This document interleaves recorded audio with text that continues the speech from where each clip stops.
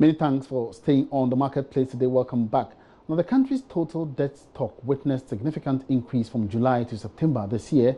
Data released by the Bank of Ghana shows that it went up by 11 billion cedis to 171 billion cedis. George Biafe has more on this and other developments in the economy according to the data from the Central Bank. From the 171 billion Ghana cedis debt stock, $18.1 billion were secured from outside the country, while 84.2 billion cedis were raised locally. However, some government sources say the sharp increase could be as a result of the recent funds used to bail out the troubled banks, as well as the city's marginal depreciation. When you look at the debt in relation to the value of the economy, or let's say the debt to GDP ratio, it has reduced significantly to 57.2% ending September from 70% previously. This has resulted in some arguing that despite the debt stock hitting 171 billion Ghana cedis, it shouldn't be seen as a threat to the economy at all. On the banking sector, developments were mixed. Whilst deposits were going up, loan advances were declining. The Bank of Ghana data also showed that non-performing loans is still a major problem for banks in the country.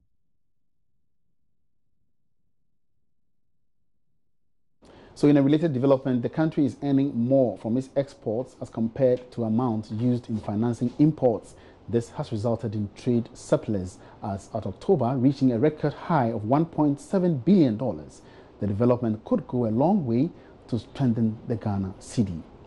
Now let's still stay here and we're going now to our in-house analyst, Philip Namfuri, for some further clarifications on the latest data. Now, Philip, what does the Bank of Ghana say about the general business confidence?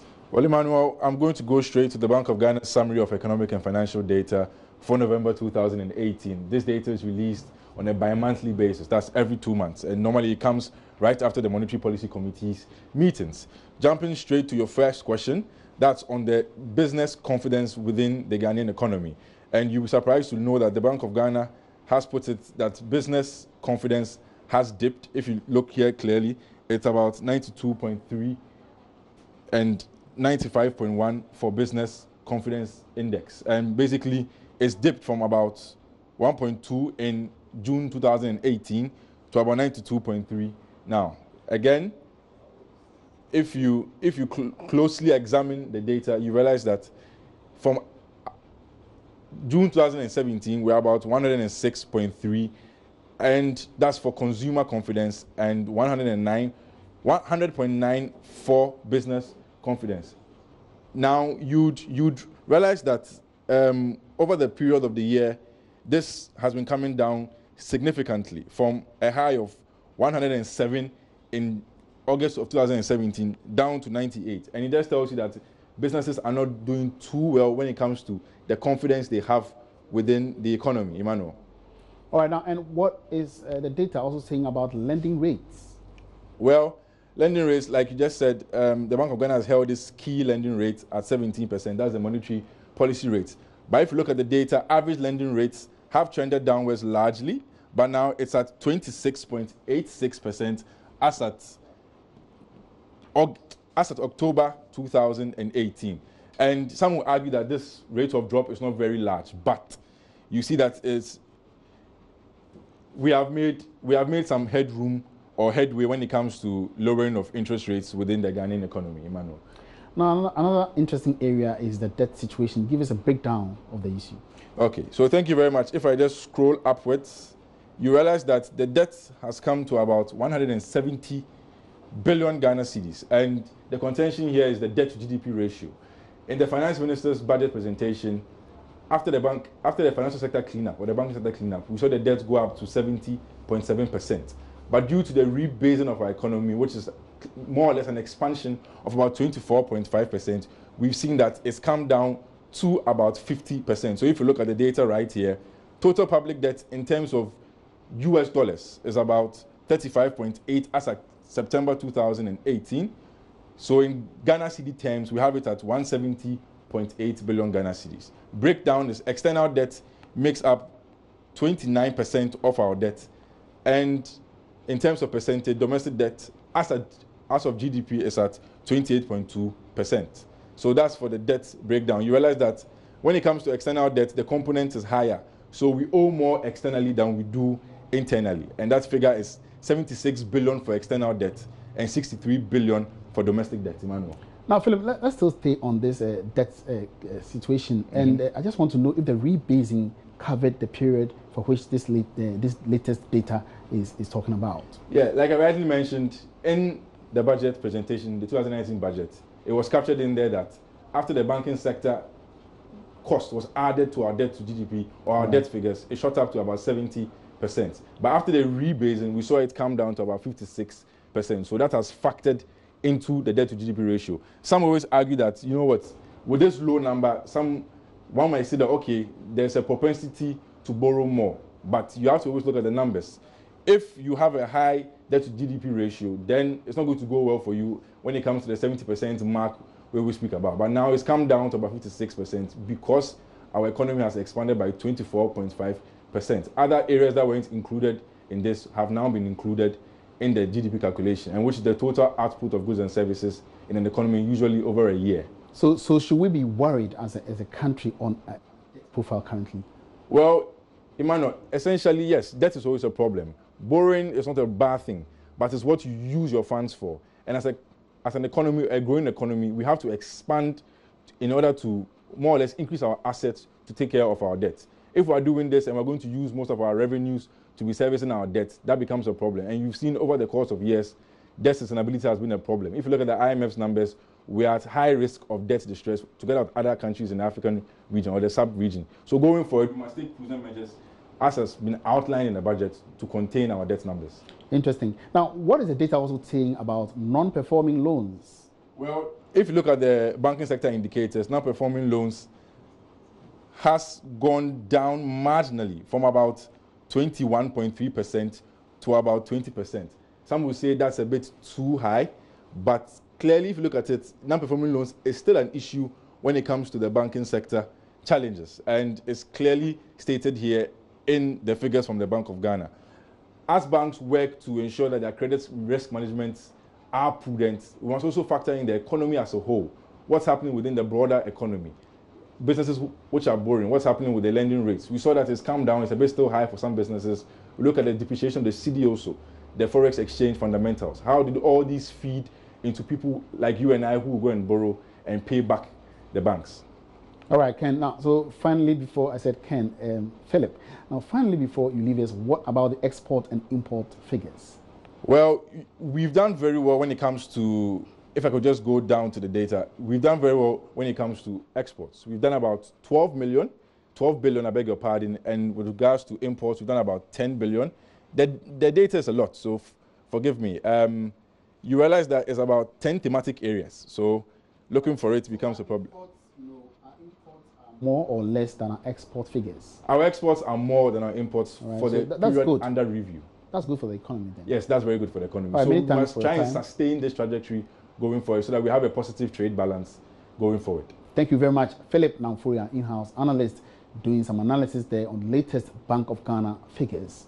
Away from that, Finance Minister Ken Ofori-Atta is assuring the business community that government is working hard to resolve the issue of liquidity challenges within the financial sector. He admitted the development is as a result of the ongoing reforms in the banking sector. Speaking at the sidelines of the 17th Ghana Club 100 Awards in Accra, which saw Scancom managers of MTN Ghana emerging #1 on the business ranking, Ken Ofori-Atta said the move will also drive down policy rates, thereby creating a conducive environment for the country. 2019, we did mention that we expect the banking crisis to be over, which means that there should be liquidity. We also talked about $1 billion program for industry to support that. And so the expectation is that at least the seeming liquidity crunch, should be over, and that should help. And if we continue, which we should, with the macro stability, I think the interest rates will continue to come down, which will be helpful for business. Are we going to see more taxes? Because I can hear the Deputy Minister mention some cyber fund. There are other initiatives too that are coming on board. Are we going to see more taxes slapped on industries as well? No, we won't. I think what we are going to see is more people who are supposed to be paying their taxes. So I think it will be more of a compliance drive, people having their TIN numbers, people filing taxes on a regular basis, so that we all participate in the Republic. Does that explain the no TIN, no free SHS policy? No, but I think the Minister of Education came out, to be very clear on that. I think the issue of all of us having a TIN number is something that we should do as citizens, where we know where everybody is and we are able to transmit social services, you are able to contribute to your part of the Republic growing up. And I think that's important. And because if I were to interview all of you here, how many of you have ever filed taxes before? I'm sure there'll be very few of you. How many have TIN numbers before? A few. And that should not be in a modern economy. So the 17th Club 100 Award saw the likes of Goyle emerge as number 2 on the list, followed by Goldfields Ghana Limited, Cosmos Energy Ghana Limited, Newmont Golden Ridge Limited, Glyco Healthcare Limited, Olam Ghana Limited, Newmont Gold Ghana Limited, and Wilmar Africa Limited, as well as Enterprise Insurance Limited. Let's move on to our top stories again here. And the Social Security and National Insurance Trust, SNIT, has begun the process of replacing existing biometric cards with the National Identity Card by the National Identification Authority. This is an initiative to synchronize the country's identification system. Disclosing this to Joy Business, Director General of the SNIT, Dr. John Uforitinkwine, noted that the board of SNIT has decided to stop issuing the cards in order to help with the synchronization process. SNIT, as you know, we issue biometric cards to all our contributors and pensioners. And you know that this government is rolling out a national ID system which aims to get all Ghanaians biometrically registered. And they're going to compile one national database which all Ghanaians can be authenticated, right, biometrically authenticated. So management have sat down and looked at what we do and thought about how can we synchronize our work process, our business process, and leverage of the national ID. So SNIT has taken the decision to stop issuing biometric cards. We currently do it for pensioners and people who actually need it. But we are going to basically phase it out and take the national identification card, the Ghana card, as the card that we're going to use to authenticate any individual. And this is going to be SNIT contributors, pensioners, and also beneficiaries. Because as you know, when a member passes away, we have to pay benefits to nominees that the person elect for benefits to be paid to. Currently, we don't have biometrics on our nominees because we only take biometrics of members, right? So authenticating who is a legitimate beneficiary sometimes of the Ghana card, and that is going to help us, basically do our business even much more efficiently. When are we going to see this thing starting, this phase out? Well, as I said, we have actually started curtailing the issuing of SNIT biometric cards, right? That we've started. We started sometime.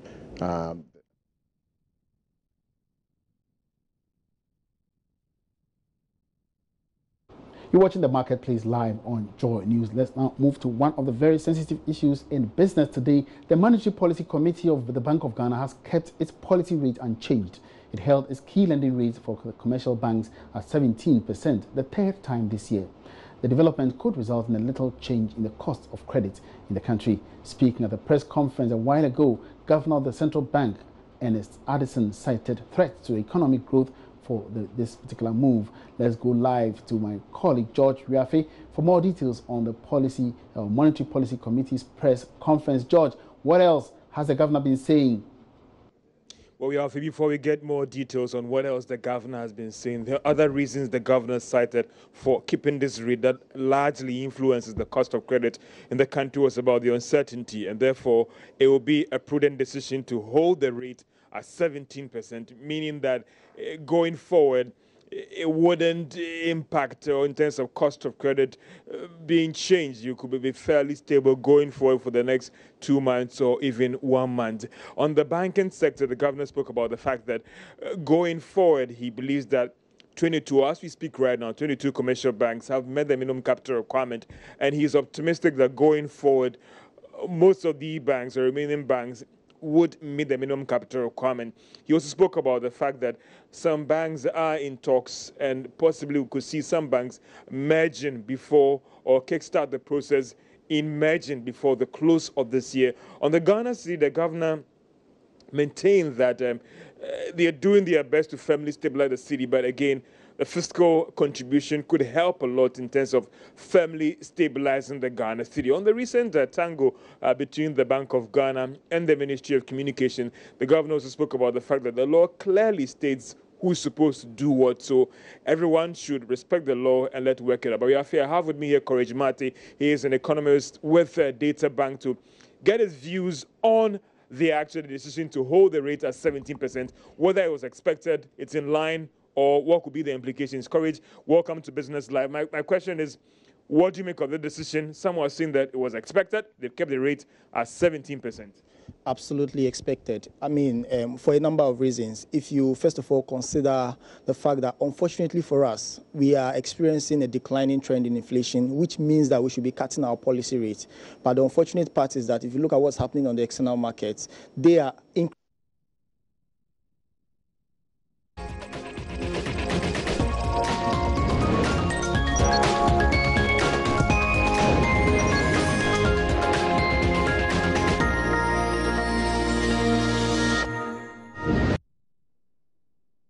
Sincere apologies for that technical hitch here. We're talking to my colleague George Wiafi, who was reaching us live from the premises of the Bank of Ghana, where the Monetary Policy Committee has decided to maintain the policy rate at 17%. We will definitely update you in our subsequent bulletins. But still on the show, Deputy Managing Director of the Agri Development Bank, ADB, Alhassan Yakubu Tali, has stated that the bank would remain a backbone in supporting agri-based government flagship programs such as the Planting for Food and Jobs, rearing of livestock, and the One District, One Factory initiatives. He assured government the bank will continue to be a reliable partner to create wealth through agriculture. Mr. Alhassan gave the assurance at the ADB Meets the Community series held in Wa. Upper West correspondent Rafiq Salam reports. The Agricultural Development Bank ADB Meet the Community series is a novelty program introduced by the current directors of the bank to bring the bank closer to its customers and the communities within which they operate. It serves as an opportunity for members of the board and staff of the bank to show their appreciation to the customers and also give them the chance to get feedback from them in order to improve their service delivery. The Deputy Managing Director of ADB, Alhassan Yakubu Tali, announced that the bank remained the backbone to government's agri-based flagship programs and hence has rolled out a comprehensive strategy to fulfill that mandate. I'm very happy to announce that the bank has rolled out a comprehensive strategy to continue to drive agriculture, which is our core mandate. For a sector that contributes about 22% to the country's GDP, it is essential that adequate financing is provided to support the sector. To this end, ADB remains committed to continue to increase its financing to the sector by paying critical attention to every stage of the entire agri value chain. The bank will remain the backbone in supporting the agri-based government flagship programs such as the Planting for Food and Jobs, Livestock Rearing, 1D, 1F, etc., etc. Mr. Alhassan noted that they have already established agri-decks at various branches to facilitate agriculture financing and advisory services. He urged customers to take advantage of the new products offered by the bank and also encourage non-customers to join the ADB family for brighter and mutual beneficial relationship. Upper West Regional Minister Suleiman Alhassan commended ADB for the initiative and appealed to them to open more branches in the region to prevent crowding at the bank and also bring banking to the doorstep of the people. A lot of workers always have to travel to work, the regional capital, on paydays to transact business especially. And this always creates a very difficult situation for many of them anytime it happens that payments of salaries fall on weekdays, because the number of people that we see there normally is an eyesore to us and it's a worry to our people. Reporting for JoyNews, Rafik Salam. Wow. Let's still stay within the industry, and young people with a passion for agriculture have been given another chance to exhibit their talents as the 4th season of the Cosmos Energy Challenge begins this year. Karen Dodo reports.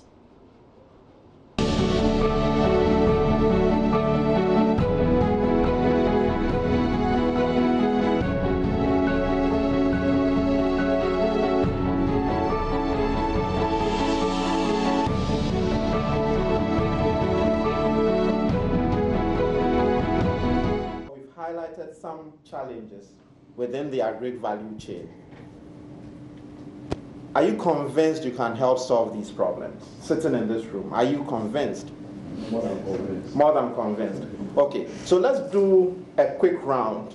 It's day 5 for the interview session for the 2019 edition of the Cosmos Innovation Center Agrotech Challenge. And these 18 young applicants are waiting to be grilled. First, there was an open forum where shortlisted applicants were given the chance to share their opinion on a given topic. So once we can expand the market, you have a product and you have your market size being expanded. Then there was the one-on-one session where some could not just hide how nervous they were. For others, their confidence pulled them through. Just before I came, I was discussing with the gentleman that was sitting at my table, and I was telling them that I'm not closing my mind to anything. I'm so passionate about a process and nothing is going to take that away. The interview session will run till the first week in December. Programs manager at KIC, Benjamin Jan Kese, and a member of the panel, says they have been impressed with applicants so far. He explains what follows after the interview session. We're going to interview out of the many, about 350 or 400. And out of the 400, we're looking at the brightest of 180. And now the 180, and so the first cut from the 350 to 400 would cut it to 180. And then we're going to go into a 4-day team building activity where we're going to reduce the numbers to 120. And then that 120 would move into the KIC prop-up for 2019. The applications are still open till the end of November. Karen Dodo for Joy Business.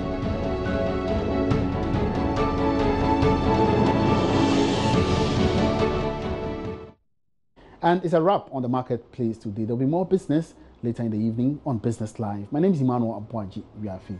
Have a good afternoon.